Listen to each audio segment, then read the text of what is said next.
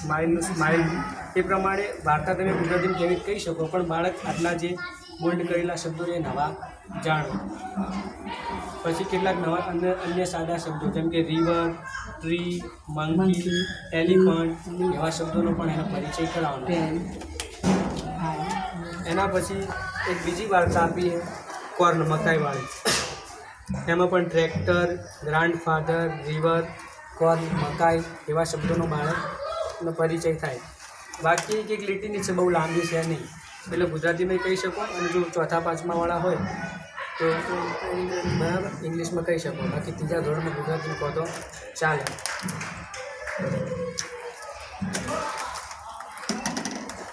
એના પછીની પ્રવૃત્તિ છે એનેગ્રામ. તો એનેગ્રામ એટલે જે શબ્દ આપ્યો હોય એના અક્ષરો આગા પાછા કરી ઉલટા કરી નવો શબ્દ બનાવવાનો. આના 4 સેટ આપ્યા હોય, 4 સેટ છે આપણી જોડે, આપણે ગ્રુપમાં કરાવી શકાય. અહીંયા એનો નો એનું ઉલટો શબ્દ બનાવ્યો, અક્ષરો આગા એ જ બીજા કોઈ લેવાના નહીં. ANT એનું TAN, ART એનું થશે RAT, રેડ. AP એપ એટલે પૂંછડી વિનાનો વાંધો, બરાબર. એનું થશે PE એટલે વટાણો. એમ આ રીતે એનેગ્રામની 4 સ્લેટો આપેલી છે એ પ્રમાણે છે. પછી આ સ્લેટનો બીજો પણ ઉપયોગ એ છે કે 4 લીટીની જો સ્લેટ આપી એટલે બાળકને કયો અક્ષર ઉપર જશે, કયો નીચે આવે, કયો વચ્ચે રહે, એટલે બાળક અંગ્રેજી ભાષામાં એના વળાંકો પણ શીખી શકે. એના પછી બીજી 3 સ્લેટ આપી છે આપણને પેટર્નની 3 સ્લેટ આપી છે આપણને. આ પણ બોર્ડમાં કરાવી શકો. આ માત્ર મોડેલ આપેલું. અહીંયા ધારો કે વિવિધ આકાર આપણે શીખવી શકાય. Triangle, square, triangle, square. એના પછીની પેટર્ન રેક્ટેંગલ, ડોટ. પછી કે ભાઈ 2 ડોટ આવ્યા, રેક્ટેંગલ 3 આવ્યા. પછી મેંગો એપલ, મેંગો એપલ.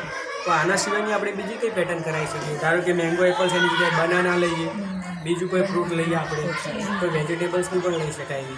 પછી અહીંયા ટ્રાયેંગલ છે, એની જગ્યાએ આપણે કોન, શંકુ આકાર લઈએ, એની સાથે બીજો આકાર લઈએ. પછી MW આ જે અલ્ફાબેટ છે એના સિવાય ધારો કે P અને Qની પણ પેટર્ન બનાવી શકાય. આવી વિવિધ પેટર્ન આપણે બાળકને જાતે બનાવતો શીખવું એવું કરવાનું. માત્ર આટલી જ પેટર્નથી પૂરું નહીં. આમ 3 આ પેટર્ન આપેલી છે.